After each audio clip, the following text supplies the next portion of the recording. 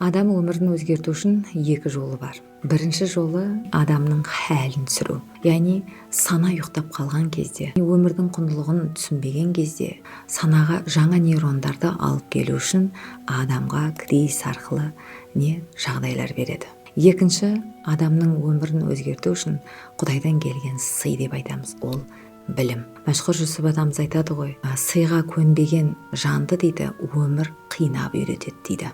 Енді мына біріншісіне оралатын болсақ, кризис арқылы өзгеретін жайттар бұл адамның отбасына қандай да бір дертпен келеді. Қандай да бір баланың сынағымен келеді. Бизнесінің табыс көзінің азаюымен келеді. Бұл кәсібінің өртенуі, үйдің өртенуі, мынау мәнсаптың жоғалуы, өзінің тағынан айырылуы, қарым-қатынастан жоғалуы болып, енді әртүрлі Алла жан-жақты кризистің түрлері өте көп қойып, біз қай жағынан ұратынын біз білмейміз. Екінші, мынау сый арқылы өзгеру деген, яғни сананы даму жолы арқылы. Адам өмірінің барлық жағдайы бола тұрса да, жағдайы, жайлылығы, ақшасы бола тұрса да, ол өмірін осы білімнен тоқтатпаған адамдар. Мына статистика бойынша 95% адам осы кризис арқылы өзгереді екен.